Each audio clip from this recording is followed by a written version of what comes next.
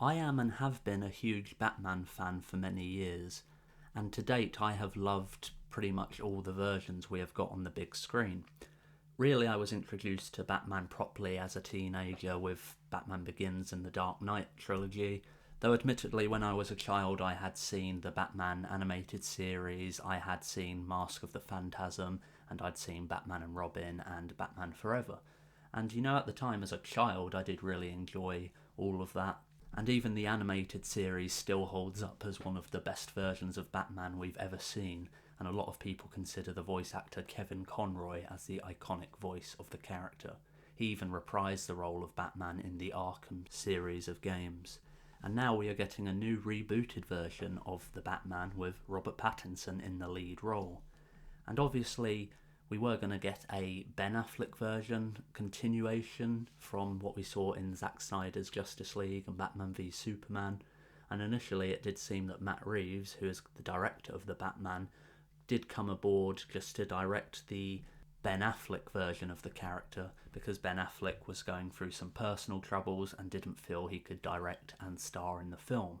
However, this is completely new, it's not connected to the previous version with Ben Affleck, and Ben Affleck is actually hanging up the role after his appearance in The Flash, which comes out later this year. That's the last time we're going to see Batfleck on the big screen. And now we are getting our own series with Robert Pattinson. And obviously a lot of people were quite annoyed at his casting, but mainly because of, it's interpreted that he's a terrible actor because he starred in Twilight. And, I was a bit sceptical about his casting at first because I hadn't really seen him in other roles since. However, I've come around to it. Not that I really had too much care about it, just that it's not someone who I imagined would be a pick for Batman, so it was a bit of a shock to me. But I know a lot of people were outraged at it, like this sparkly vampire boy was going to be the Batman. However, the trailer alone sort of sells him as Batman really well, and Bruce Wayne really well, although it is a very different interpretation to what we've seen before. It's almost like he's playing a grungy version, like a shut-in, and I think it's been compared to Kurt Cobain in his final days. It does look grungy, and he does look like he's got bad hygiene, he looks rather ill. Interestingly, Alan Moore, the comic book author of like The Killing Joke and Watchmen, has sort of said like Rorschach was a more real version of Batman, because he feels like a character who would wear a costume and go fight crime at night would be a bit mentally ill, have poor hygiene, and just be a real outcast from society. And whilst this does look like it's still going to have the generic traits we know from Bruce Wayne, he is charming and he is a billionaire, but this it's sort of going to lean into that sort of, he's mentally ill, he's got his own problems and he's a bit delusional in a way. And I think that's something really interesting. That has been talked about in the other films a bit, like in The Dark Knight, where Harvey Dent asks Alfred about any psychotic ex-boyfriends, and Michael Caine's Alfred says, "Oh, you have no idea." I think that was a cool way of leaning into that Bruce Wayne is a bit psychotic, and you've got to be a bit psychotic to put on a bat costume and go out and fight crime. And this does seem like they're really going to lean into that a bit more, and most people are very excited to see what that can look like. Matt Reeves seems to be one of the perfect directors for this job. Having seen his Planet of the Apes movies, I feel like the tone of those would work really well in sort of a version of bringing Batman to life. And he's bringing back Andy Serkis playing Alfred in this, who played Caesar in both his Planet of the Apes movies. I did see a post the other day saying that because this film's going to be a PG-13 rating and likely a 12A rating in the UK, people were surprised that, I thought this was going to be a bit darker. This has already been compared to looking like the detective movie Seven. It certainly borrows a lot of iconography from that, so people thought this may have an R rating. And people pointed out that the Planet of the Apes movies dealt with suicide, concentration camps, violence, and we can get that all in a PG-13 rated movie, and I think it'll work well enough. And Matt Reeves seems to have a great vision of what Batman could be. When it was announced, I couldn't really sort of feel like what his vision was going for until we got the trailer. I think as everyone's sceptical of what Batman could look like, with the Ben Affleck version, I would have liked to have seen that continue in a way and be a bit more leaning into the comic book side of fantasy and sci-fi stuff. I wouldn't mind seeing him take on more fantastical villains, someone like Clayface, Mr. Freeze, Man-Bat, stuff like that. Whereas this version seems to be going down the Dark Knight route of sort of dealing with a grounded villain. Like Riddler in this, the villain of the movie, seems a lot more grounded. It's more like a serial killer leaving riddles. He's got some of like the question mark iconography that works really well, but his suit is nothing like what we're used to in the comics, especially if you compare it to something like what we saw in Batman Forever with Jim Carrey. This is just in a league of its own. And this works really well. And even just the Batman costume, and we see the costume of Catwoman, it's just like the early stage of these characters. And whilst this has been described as like these are their early years, so they might not have the iconic costumes, I really hope when we get a sequel to this movie, and I do feel we'll get a trilogy of this and maybe more, that they don't go over the top with it. I think Catwoman can work well in a cat suit similar to what we saw in Dark Knight Rises with Anne Hathaway, and there could be like goggles and technology that works well enough, but I never want to see Riddler sort of go full comic book with like bright green blazer and a walking stick. I think this version looks so interesting, more in line with Heath Ledger's Joker than what we've seen before. I'm very excited to see this villain, and I'm hoping it blows us away because I have a lot of faith in what I've seen from these trailers, and I'm really excited to see how this plays out when the film comes out in about a month's time. One thing that does look really great from the trailers is that we're getting back to a Gotham that looks more like its own city. If you go back to Batman Begins, Gotham did have its own unique look, and it had this visual design which was grounded but sort of had a gothic look to the city. Not as much as the Tim Burton movies did it, but it had its own sort of essence that this is a fictional city and this city is something very different. However, when we got The Dark Knight, they used Chicago for a stand-in of Gotham City, which I think worked well considering what that movie was doing. It sort of had this grounded post 9/11 world, and having it in a city that we recognise sort of grounds it to our reality, and audiences could relate to that more. And then with The Dark Knight Rises, they moved it to New York, and there was talk about all the Occupy Wall Street stuff, and they filmed on Wall Street in New York. And it's just a way of sort of grounding it to reality with its audiences. They want to see it sort of relate to the events of today. So those films have come out Dark Knight Rises came out 10 years ago now. But it's good to see that this new version of Gotham is its own city.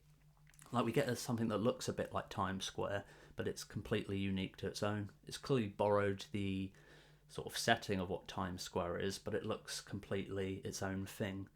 And obviously using like some of the Gothic architecture from the churches, and they filmed in Glasgow. I think we've seen this clip of the funeral scene, and we see that funeral scene take place in the trailers, and just seeing like this Gothic looking city. It's really interesting to sort of go back to that, and Gotham being a character in itself rather than just using other city for a stand-in.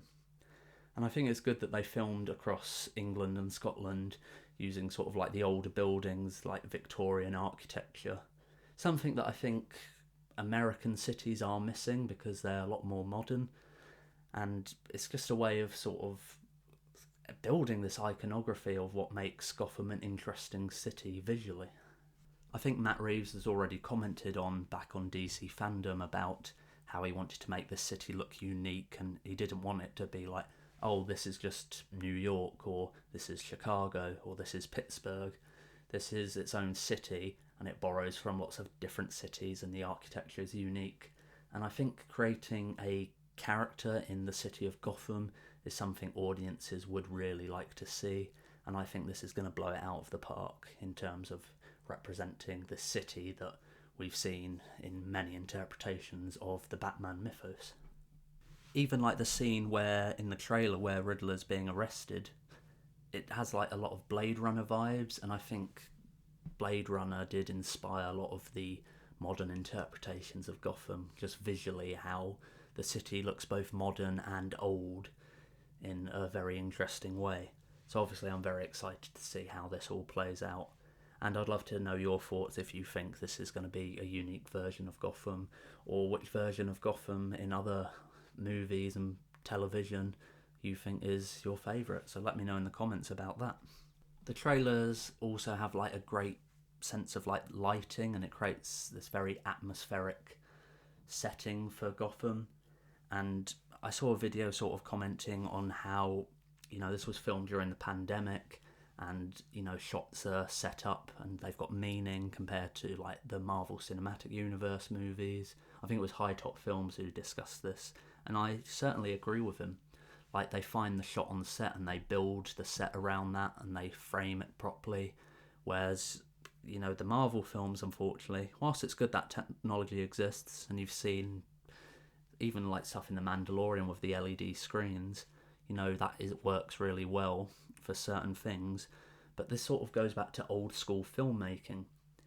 And this film doesn't have a massive budget compared to a superhero movie. That's usually the case when you're doing a rebooted version of a franchise, although this is a big brand. Batman's one of the biggest brands in all of cinema, and a lot of the previous films have made so much money. The Dark Knight and The Dark Knight Rises both passed $1 billion globally, and I think this could easily do $1 billion post-pandemic. You know, Spider-Man No Way Home has gone on to gross, well, was the highest grossing film of 2021 and is almost at $2 billion. Compared to, you know, post-pandemic, you know, it might have done better before. However, that's sort of got people back to the cinema. And I think The Batman is another film that is going to get people excited and back to the cinema to see this. And a smaller budget for a superhero movie can make a big difference. It gives the filmmakers some level of creative freedom, as they're not borrowing as much money from the studio to make this movie, and it also allows you to be creative in order to make things look better. I think looking at something like Netflix's Daredevil, you know, that's all shot in camera rather than CGI, and I think that's got some of the best visuals in all of Marvel compared to something that we see on the big screen. And, you know, it's done cheaper, it's done in camera, and those like limitations force out creativity from filmmakers. And I think we definitely see this across what Matt Reeves is doing with this movie. So this film is not a low budget in any sense of the word, but compared to other superhero movies, it is. I mean, look at something like Joker, with another DC property. That had a much smaller budget compared to other superhero movies, and then that went on to gross over $1 billion. And I think it's one of Warner Brothers' most financially profitable films that they've ever made. I think that had a budget of around 50 to 75 million and grossed over $1 billion. Then when you look at something like Justice League, the theatrical version had like a $300 million budget and didn't even gross $1 billion.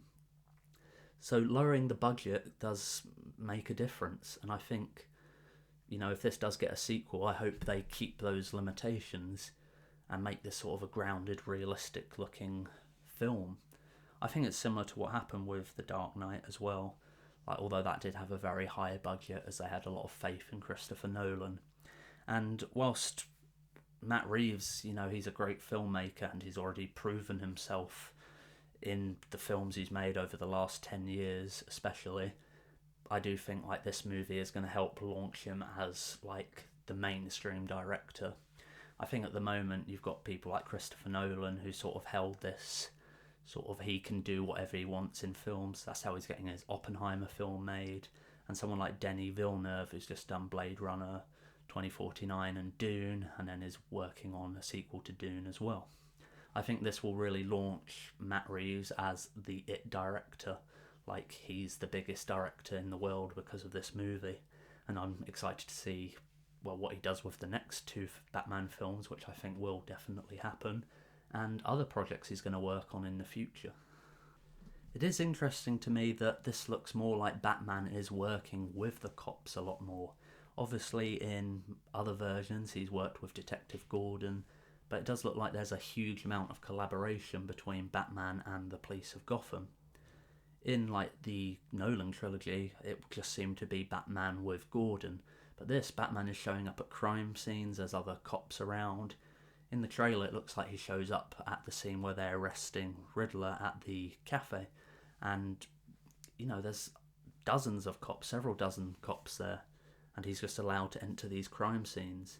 And I think the police commissioner in this is skeptical about, how do we know this guy is legit? He's a vigilante, he fights crime, how is he not involved in this conspiracy?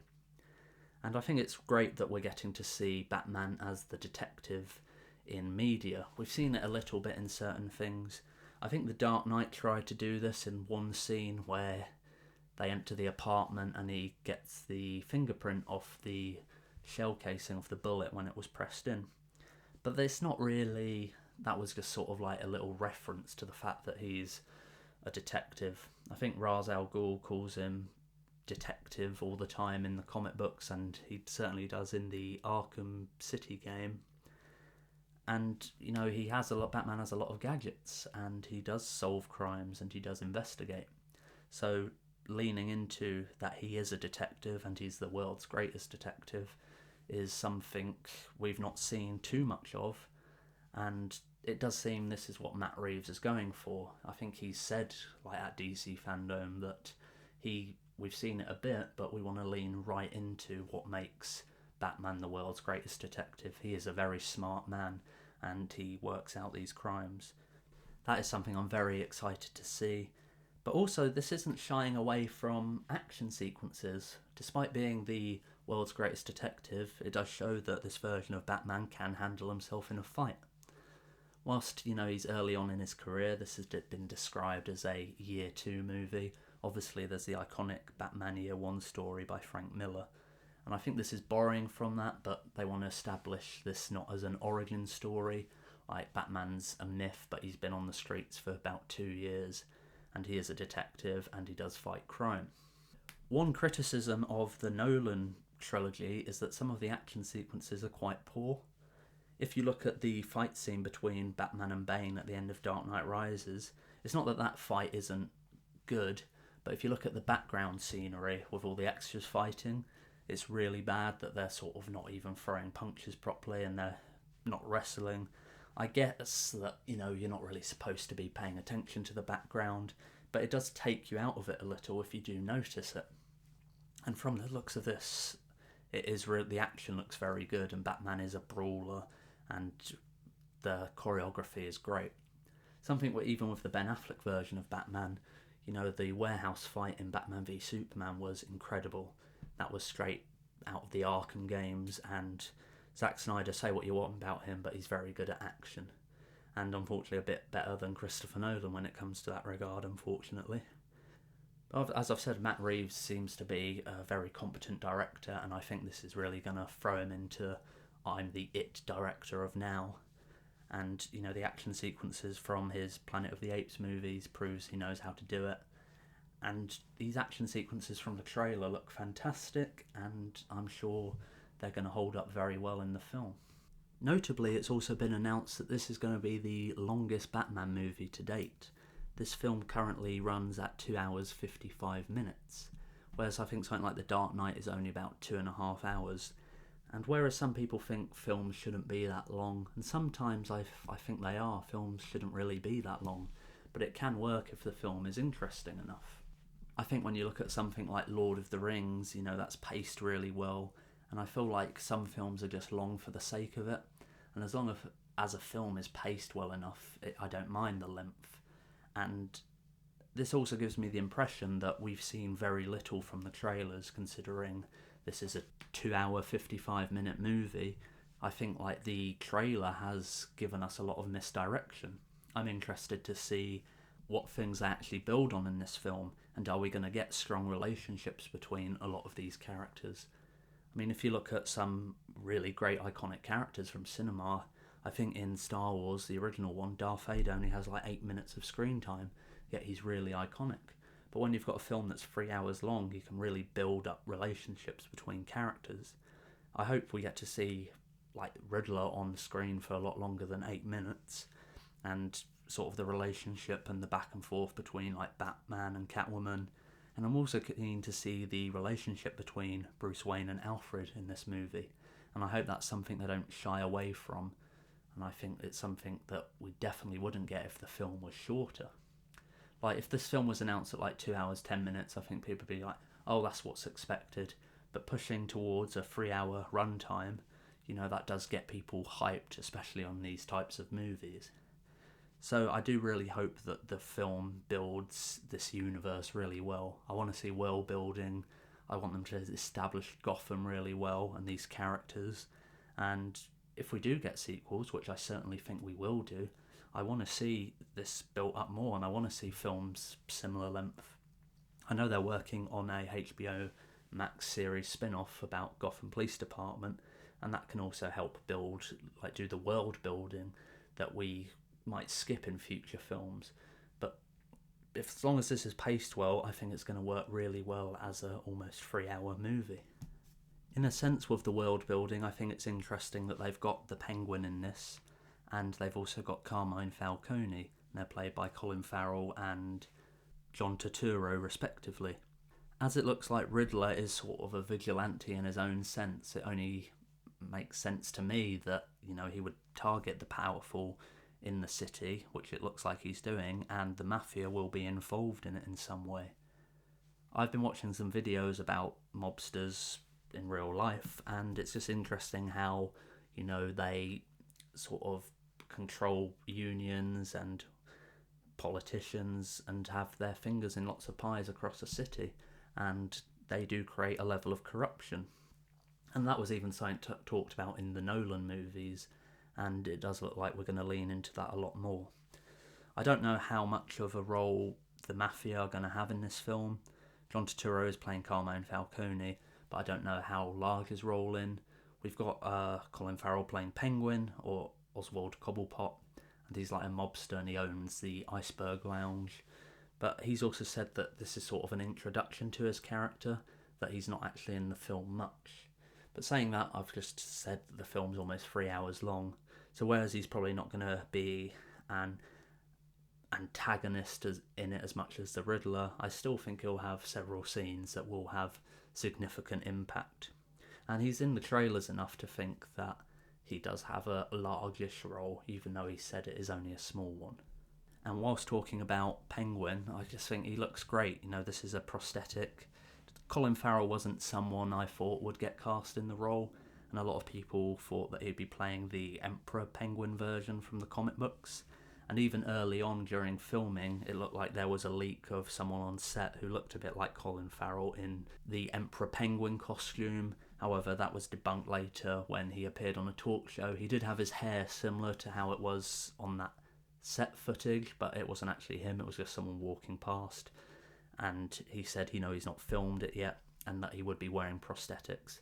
And he's got a fat suit, he's got prosthetics, he's completely unrecognisable in this role. And I love seeing when actors sort of do this, and I feel like they can really lose themselves in a role. I think actually Gary Oldman talked about the most free he felt as an actor was when he played Mason Verger in Hannibal, and he had so much prosthetics on and you couldn't recognise him, and he actually said that was the most freeing for him to sort of create this character.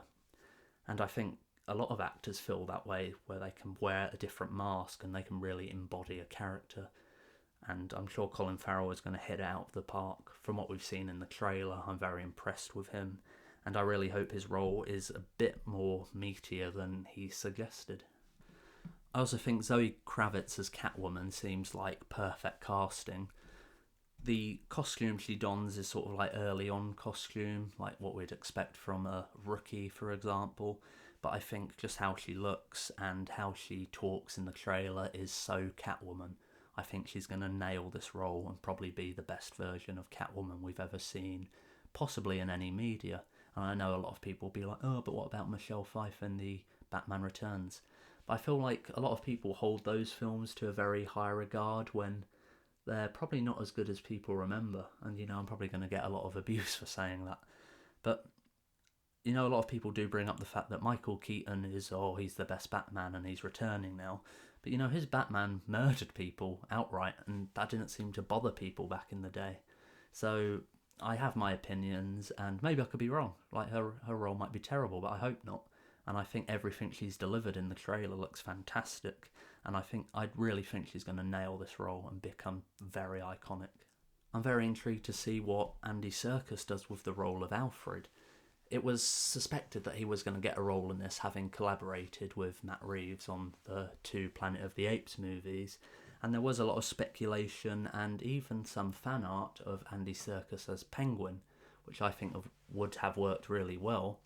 And at first I was sort of like, oh, he's only going to be playing Alfred, but, you know, having that conscience of being there for Bruce Wayne is interesting to me, and I think it's going to be a very interesting role.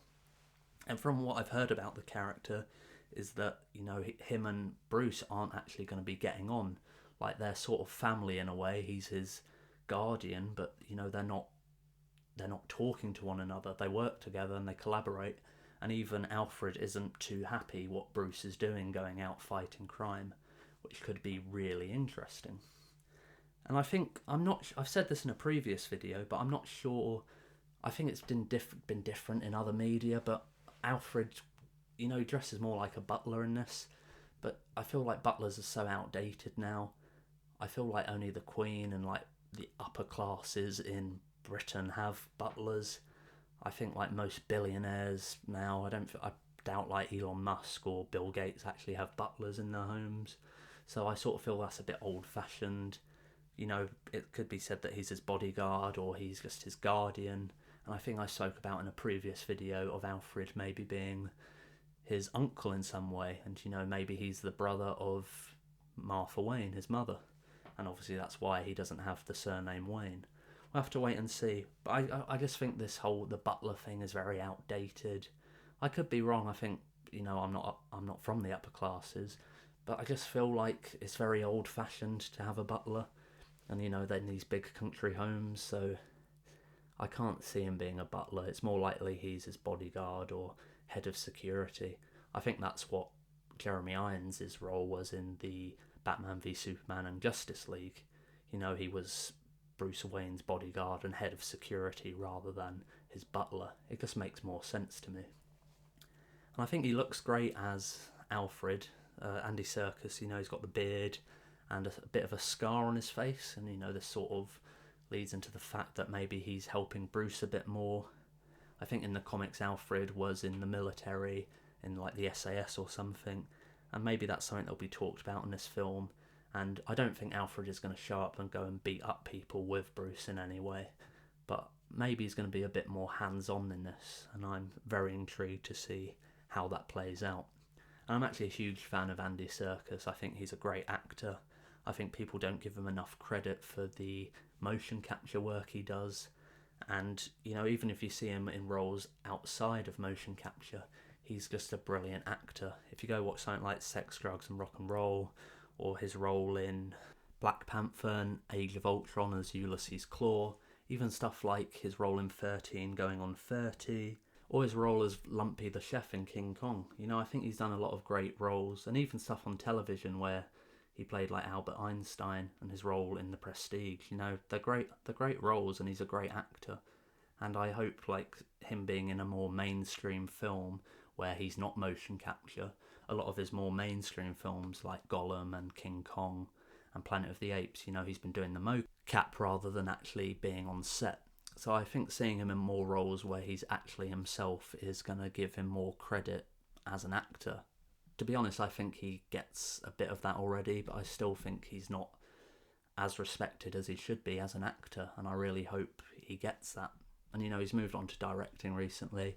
He did that movie Breathe In, and he's done Venom, Let There Be Carnage, and I believe he's also working on a Animal Farm motion capture movie. That's been in development for quite a while, so I don't know when we'll get that, but that's something I'm very intrigued to see. And with Robert Pattinson as Batman, I think he's going to embody the character really well. You know, he's not the hulking figure that Ben Affleck was in when his version of Batman was in the films, or that he's like a leaner version, but I don't think that is a big problem. I think he looks like he is really ill, and you know, he's having sleepless nights, he's got insomnia, and that's a more realistic version of what you would see from a billionaire who's sort of haunted by his past and going out and fighting crime.